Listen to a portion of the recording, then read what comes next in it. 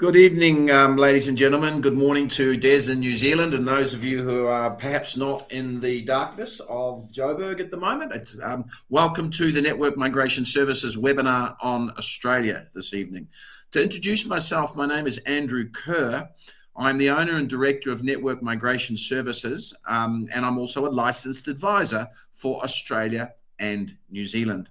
Just a little bit of house cleaning. I just wanted to say thank you as always to Ruan for setting up our webinars. We do them every 3 weeks. We alternate between New Zealand and Australia. So if you want to find out where the next New Zealand one is, Ruan can type that in. Please, Ruan, if you wouldn't mind typing that into the chat room. So thank you as always, mate, for setting up these evenings for us. Tonight, we've got about 160 people online listening to us tonight. We're going to knock this over really quickly tonight. It's been a very busy day, and it's also 8 o'clock at night where I am, and we really don't need to waffle on tonight. We're going to knock this over in sort of 20, 25 minutes. And then Ruan has already put my email address into the chat room. Thank you, Ruan. My email address, in fact, all our email addresses are at networkmigration.com and then our first names. So mine is Andrew at networkmigration.com. Desiree's is Desiree at networkmigration.com. By the way, Desiree's on tonight. Desiree is our worldwide operations manager. She's also a provisionally licensed advisor for New Zealand. And when she gets fully licensed for New Zealand in the next year or so, she's also probably going to become licensed for Australia, just as another feather in her cap. Desiree runs our operation from New Zealand. She runs our teams. We have about 20 people that work for Network, 21 people that work for Network. We've got a couple of people that work remotely. We've got 2 people in New Zealand. They work out of our New Zealand office. They're both South Africans, Desiree and Sonika. We have an outstanding young woman working for us out of London. Her name is Kaylin. And we have Samantha, who works for us out of Cape Town. And then everybody else works in this office that I'm in now. I live about 5 minutes away from the office, so it's very lucky for me. But this office takes about 18 people, and we all work out of the office in Johannesburg. So as I said, welcome to the webinar tonight on Australia. We're going to be very specific tonight. I just wanted to say a thank you to our service partners. So explaining that, I'll explain about our service partners when I explain a little bit about Network, which will be in just 1 minute. I just wanted to point you out or let you notice that the MARA registration number on the first page. In the last week, Desiree and I have dealt with 3 clients. Well, they're not clients of ours yet. 2 of them used an agency based in Australia. 1 used an agency based in Cape Town, and they were signed up and they were completely different scenarios, but all 3 of these families did not qualify for Australia. They didn't qualify. One of the families is actually in the UK, and they've paid in rands, and we all know what the rand is, especially if we're living in Africa. It's not that strong. All right. They've paid 120,000 rand to a company to get them into Australia when they don't qualify. Please, please, please make sure that the original person you speak to from a company, if you're going to use an agency, is a licensed MARA agent, or for that matter, a New Zealand licensed agent, IAA agent. MARA stands for the Migration Agents Registration Association. It's actually OMARA, the Office of the Migration Agents Registration Association. And we have to maintain our licenses every year. Now, the thing what you've got to be careful of for Australia, ladies and gentlemen, is if you are offshore and you do not have an office in Australia, you don't have to be licensed. I am, but you don't have to be. And if I'm going to be paying my hard-earned money to somebody who has openly promised to help me get myself and or my family into Australia, I want to make sure they know what they're doing. And I want to make sure they know, I mean, I do say this quite a bit because it's true. This is your life we are talking about here. You are making one of the biggest decisions that you will ever make in your life by relocating from wherever you are to another country. And of course, taking your family if you have a family, etc., etc., etc. This is also an extremely expensive exercise because if you're coming from Africa, you're South Africa, you're coming from a rand-based economy, you're going to a dollar-based economy. And every agent on the planet charges in dollars. Some of them charge in US. We charge Australian dollars for Australia and New Zealand dollars for New Zealand. So it's whatever the exchange rate is at the time. Oh, hi, Xenia. And Xenia, I'll introduce Xenia to you in a minute. Anyway, so just please make sure that you're using a migration agent that is licensed. And I'll tell you why. When you pay a licensed agency, your money's held in trust. It sits in a trust account. And we can only draw down on those funds as we achieve certain goals through the process. So it's very, very important. It's very easy to check out a registered agent. You would either use the person's name, my name, Andrew Kerr, or the company name, Network Migration. You'd log on to the MARA website and just check their licensing is valid. Simple as that. My licensing was redone for Australia about 3 months ago. Got to do them every year, and for New Zealand about 2 weeks ago. In fact, a week ago, I think, 2 weeks ago. Anyway, we must maintain those licenses every year, and it protects you as the consumer. The people I'm talking about, one of the gentlemen was an IT expert who thinks he gets into Australia, and he doesn't because he's only got 2 years in IT, and he won't get a positive skills assessment. All right. And the other two couples were both over 45 years old. You can't get into Australia if you're over 45 unless it's on extremely special circumstances, which I will explain shortly. But they were both over 45 when they paid this company. The name of their agent, I'm not going to mention. I'm not even going to mention the names of the companies, clearly. I happily tell you them privately, but I'm not going to tell you them openly on an open forum like this. But just be extremely, extremely careful, please, ladies and gentlemen. Make sure that your people you're speaking to know what they're talking about, and make sure that you know what you're getting for the money that you're paying. I just, for example, introduce Xenia then. Xenia van Rooyen is one of our job trainers. We are part and parcel of our services is to help you find work, especially for New Zealand, because of course you need a job offer to get into New Zealand, but for Australia you don't. But we do your CVs, we do your LinkedIn profiles, and we job train you. It's a free service that which means that when it comes to that all-important process of getting a job offer in one of these countries, you're jacked, you're ready, you know what you're doing, and you know how to do it because we've trained you how to do it. Network's been around since 1989. I joined the company in 1993. I came to South Africa in 1990.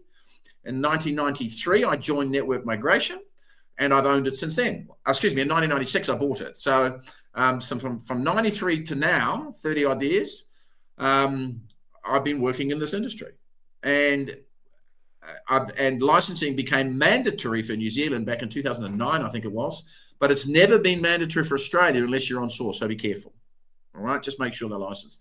And if you want to be assessed, just send me your CVs. Rowan already said it in the chat room earlier. Clearly, if you've got any questions, Desiree is on the ball as always and is answering the questions for you. So thank you so much for that, Desiree.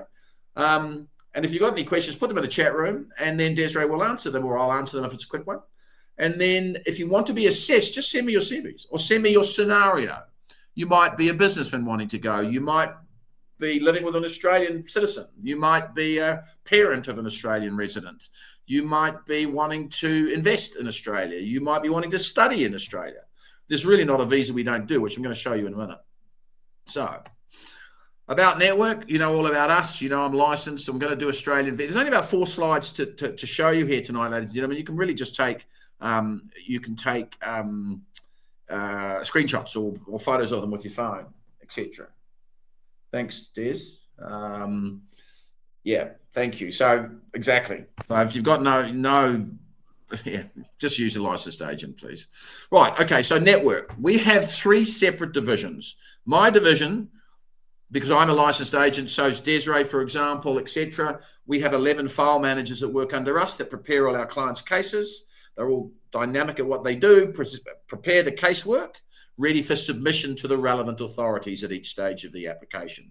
So your file manager stays with you through the entire process with me and or whoever is the senior of the file manager, which generally would be me. If you're in Africa, clearly if you're somewhere else, it could possibly be Desiree. All right, but so that's one division. We get the visas, clearly. We apply, we get your skills assessed. We do all your skills assessments for you. If you need a job that requires registration, we will register you. If you need a job where you're required to do a course or 2, we can send you the information on those courses, etc., etc. So we will get you registered. Clearly, you've got to do some physical things like sit the English test, which are going to be compulsory for Australia. And then we will submit the applications, either to DHA directly if you're going in on the 189 visa, which I'm going to explain a little bit later, or if you're using a state, we'll monitor the states for you and see when your occupation pops up on the states, so you can submit an application for either a 190 or a 491, which I'll explain in a minute. Okay? So question and answering. And so one division does all the visa work. The other division, which Xenia is a very strong part of, which is run by Liz Phil-Ewan. Liz is our HR manager, also becoming a licensed advisor as we speak. Liz and Xenia head up the job search team, a job search training team. And of course, their job is to work with you on that all-important CVs and LinkedIn profiles, etc., and helping you find work. And then the third division is a division run by Rose Nightingale, and that is the physical aspects of relocation. Opening bank accounts, taking your furry friends with you, furniture,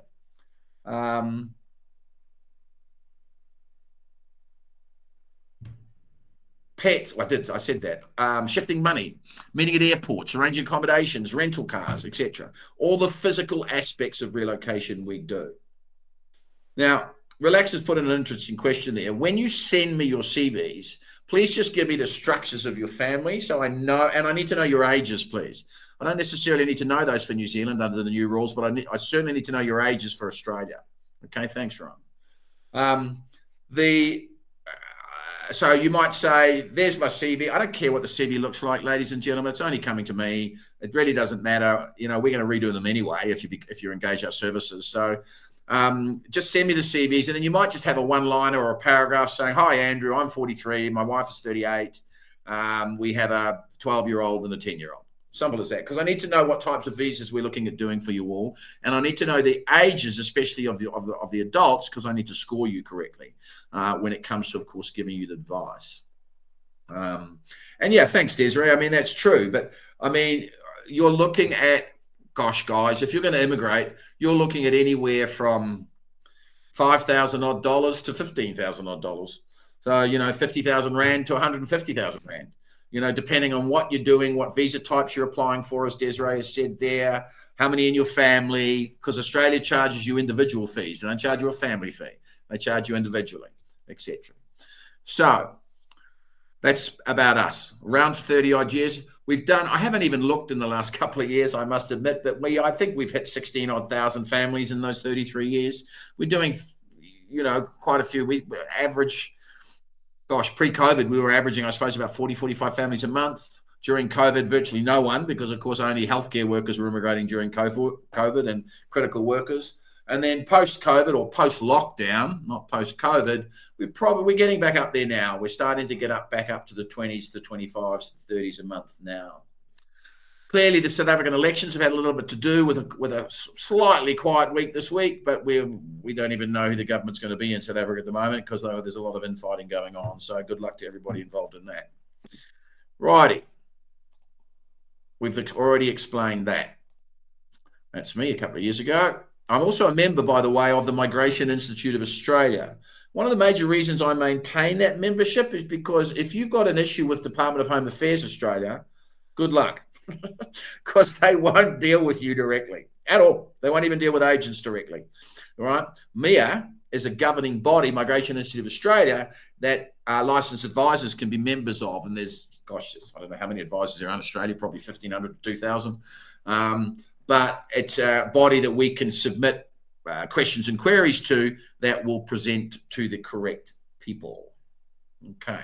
And thanks, Rowan. I mean, you can literally just click on that. It'll take you straight into an assessment, and then you can just attach stuff to that. But as I said, please remember to, oh, by the way, in the introduction email, the first 4 paragraphs is just an introduction on who we are. Then there'll be 3 or 4 attachments. Please always remember to open the attachments. The attachments are the crux of what we do. The first attachment is always your process of getting in, you know, how it works. It's normally a 2-page information. The second attachment is our quote to do the processes for yourself and or your family. So the costs in the first attachment are all processes and procedures and costs required by the authorities. The second attachment, our service fee, which is separate to the first fees. Okay, so you've got to add them together. Then the third attachment is an assessment form, where if you want to get cracking, you'd fill in the assessment form, pick a payment option plan, send it back to us. We then send you the agreement, you'd sign that, send it back, and then you'd pay us our deposit, and we're for away. And guys, we're committed to this. Whether it takes 6 weeks or 2 or 3 years, depending on the type of visa you're doing, or sometimes longer if you're doing a parent visa, we are with you until you are literally living and working in Australia. Okay. Maureen, I mean, if you can't hear anything, I mean, everybody else can, I'm assuming, so maybe just reboot your system, or Ruan will tell you what to do there. Right, so Australia. Listen, I'm a Kiwi, but I lived in Australia. I lived in New Zealand 23 years or 20 years. I lived in Australia for 10. I've been in South Africa for 30 now. So I loved Australia. I lived in Sydney mainly. I lived in Melbourne for about 9 months, Perth for about 6 months, Brisbane for about 2 years. So I really enjoyed living in Australia. It's a huge country.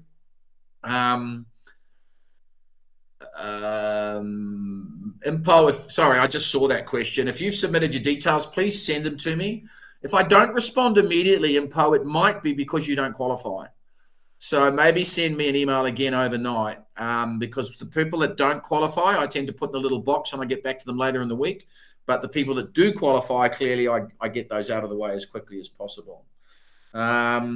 So, yeah. So anyway, as I said, I loved Australia. Very diverse cities, 8 states and territories, very diverse. Perth is very different than Sydney, very different than Brisbane, Melbourne, etc. Darwin, Adelaide, ACT, Canberra, so etc. Again, a huge country. I mean, it's 4,000 kilometres across Australia. It's a 2.5-day drive if you're driving it. Anyway, there's not a visa that we don't do. I'm going to concentrate tonight on skilled migrant visas over the next 10 minutes. Because that's what most of you would be looking at. Student visas, pretty obvious. If you want to study in Australia, you can. There's generally no waiting lists at any of the tertiary institutions in Australia that do international students. It's a huge business in Australia. $8 billion a year it brings into Australia as a student industry. But do remember, if you're going over on a student visa, you will be paying international student rates. And you've got to show, I mean, I've got all the requirements, etc. So just let me know and I'll send you the processes. But you've got to show you've got sufficient funds to survive, and you're not allowed to work fully on a student visa. You can only work for 40 hours a fortnight. In other words, 20 hours a week. Family visas. If you're immigrating to Australia, you can bring your family with you as dependent. That's not quite true. Some family members, clearly, your spouse, clearly, your children or your dependent children, clearly. Dependency, by the way, is usually deemed children up to and including the age of 24 years old that are still deemed dependent on you because they're living at home. They might be at university, for example. That's fine as long as you're paying for it. So usually from birth to up to and including the age of 24 years old would be dependent family members. Business visas, pretty much on hold at the moment. So don't ask me about business visas because they were canned a month or two ago. They're revamping their entire system, Australia, at the moment. So I think that they are going to bring in some different types of business visas in the near future. And, of course, work visas. Work visas we can touch on now.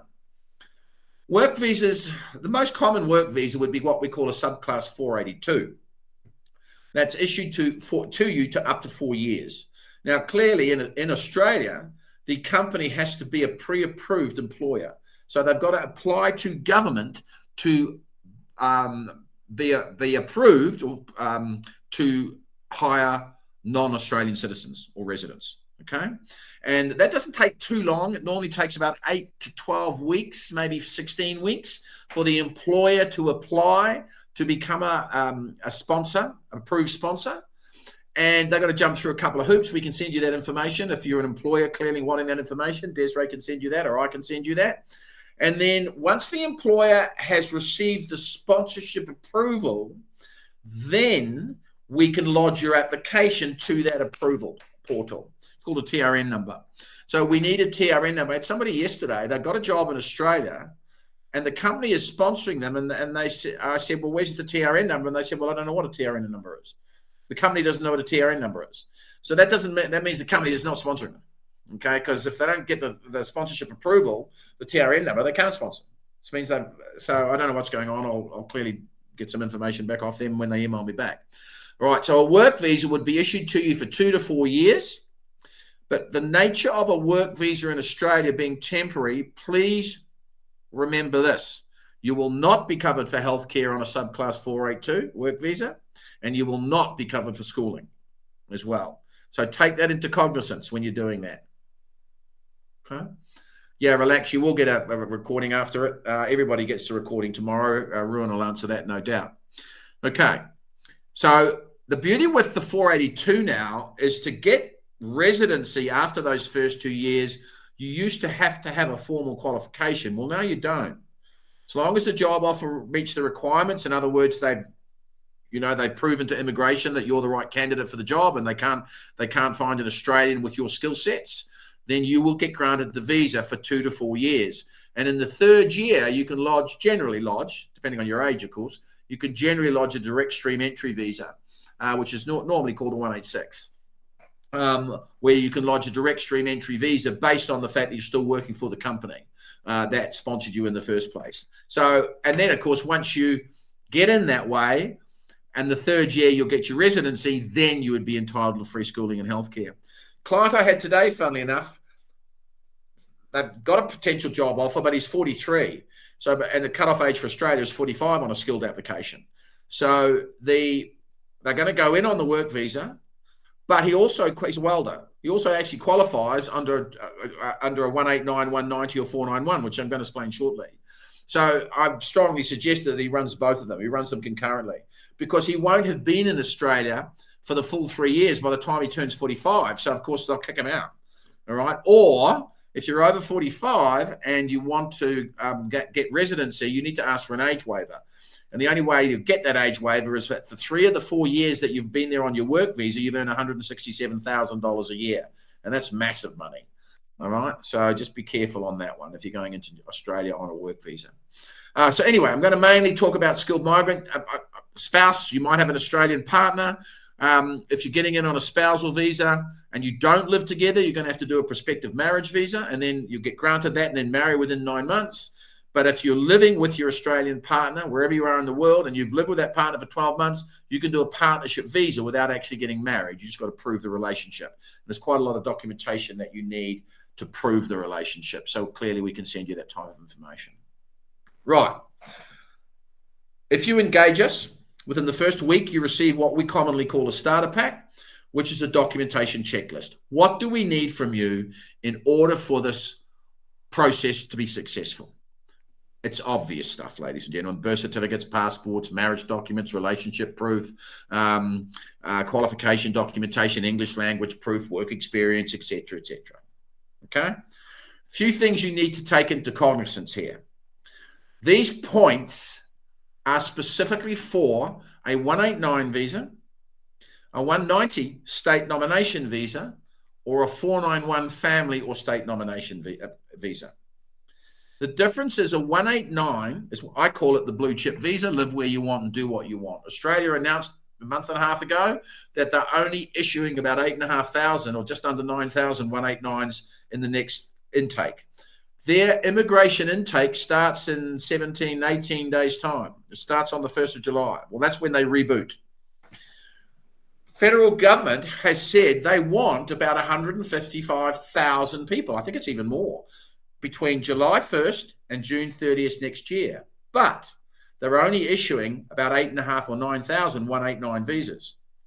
So get in it. I mean, you need to be on the medium and long-term strategic skills shortage list. You need to be under 45 years old, as you can see with your points on the top left. And you need to have a positive skills assessment, which is on the top right there. As you can see, a doctorate 20, bachelor's 15, diploma or trade 10. Now you might say, well, hold on, I don't have a qualification. Well, then the likelihood of you getting into Australia is extremely rare. Okay, you'd possibly have to look at a sponsored work visa unless you were a tradesman. Some tradesmen will be assessed positively based on their work experience, not necessarily their qualification. But be careful there. Okay, so what I'm telling you is for Australia, 90% of you will need to have a formal qualification, either a trade, a 3-year diploma, or a degree, or master's honours, etc., etc. And be under 45 years old, remember. 45 years old at the time of selection, not at the time of submission. So your age only freezes when Australia selects you. Okay, I'll explain how that works in a second.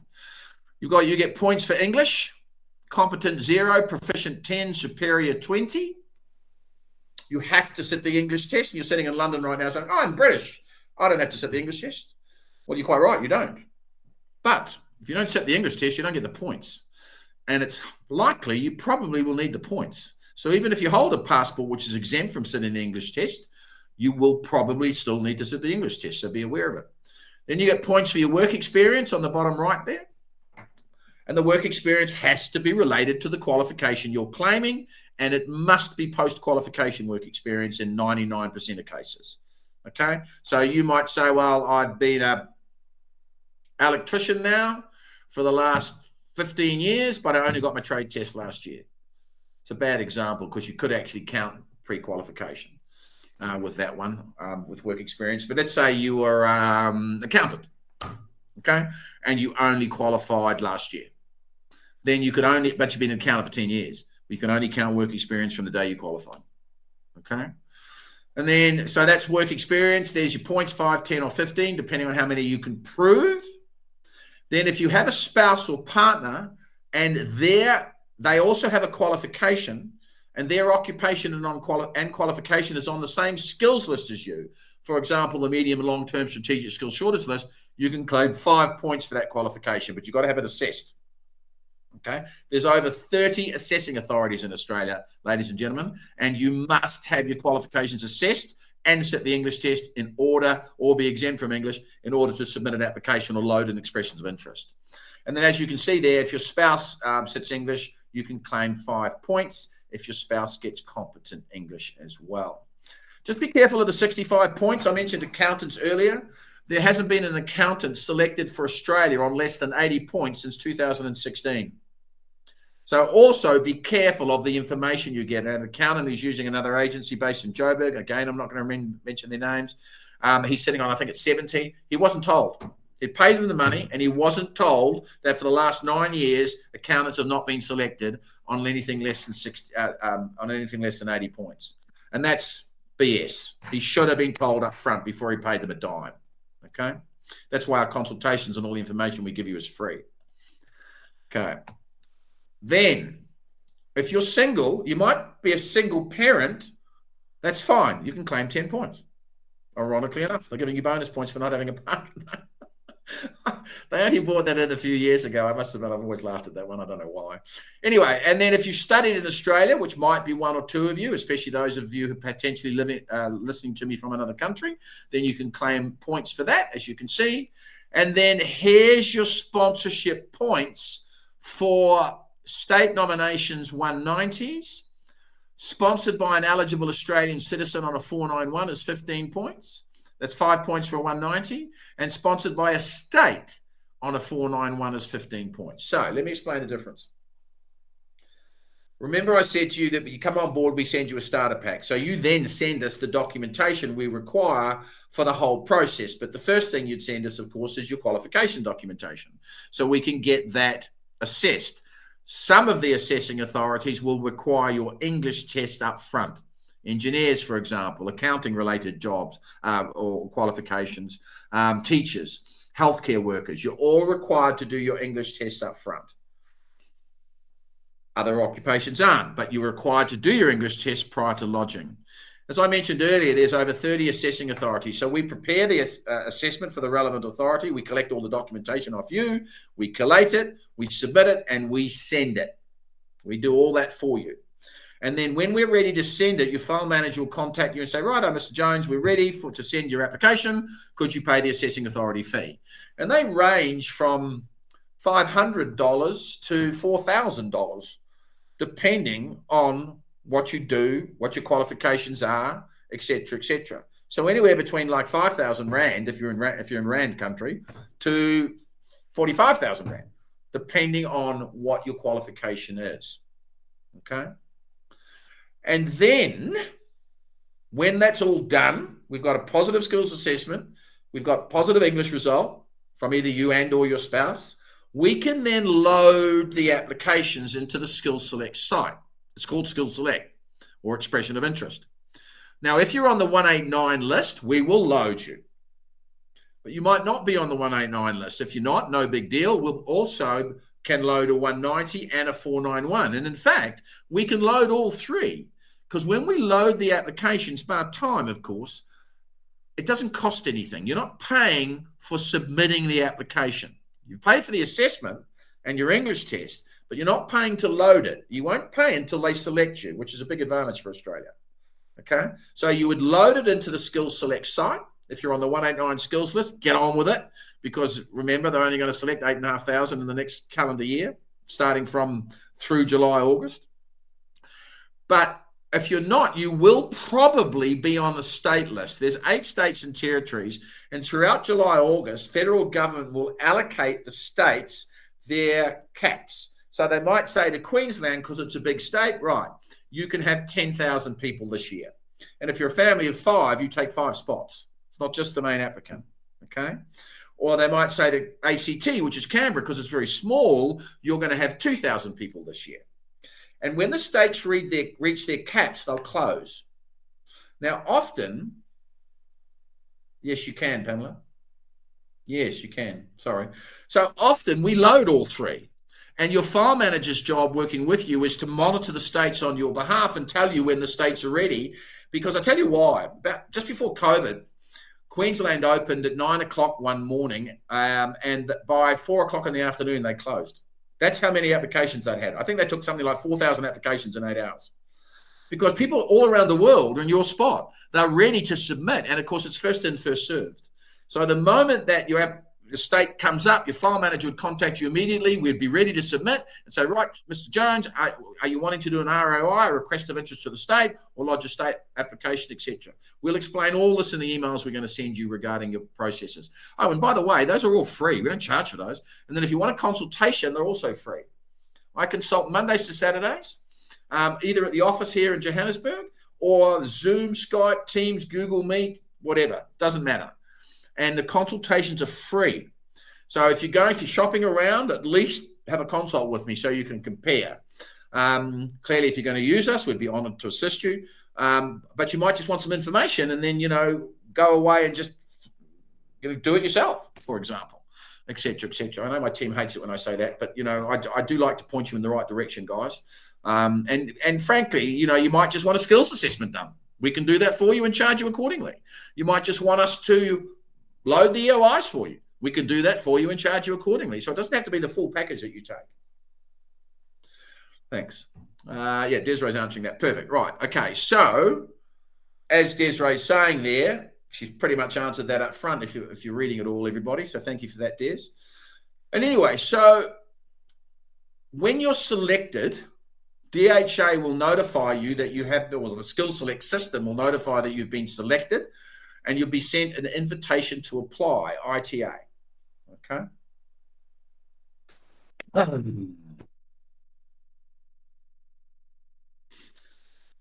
Sorry, I was just reading that question. Once you're selected, either by the state, if you're selected by the state, clearly they charge between $300 and $350 to select you normally. Then because you've been selected by the state, the system will select you and offer you an invitation to apply for residency via the state.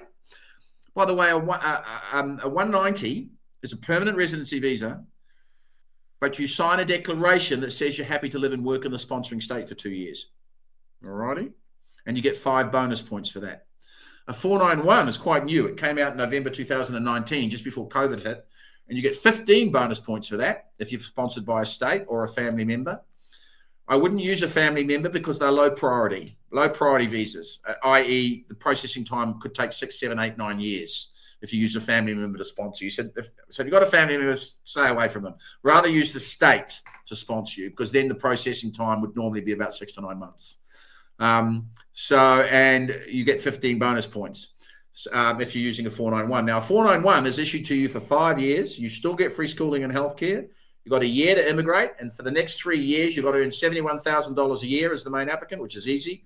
But you cannot live or work on that 491 in Sydney, Brisbane, or Melbourne. You can live anywhere else in Australia except those 3 cities. Okay? Alrighty. So The skills assessments take anywhere from 1 month to 4 months, 4 to 5 months, depending on what skills assessment authority you're using. So when the skills assessments are back, we've got the English results, we load the applications and wait for you to be selected. The moment you are selected, clearly, that's when Australian Department of Home Affairs will expect their payment.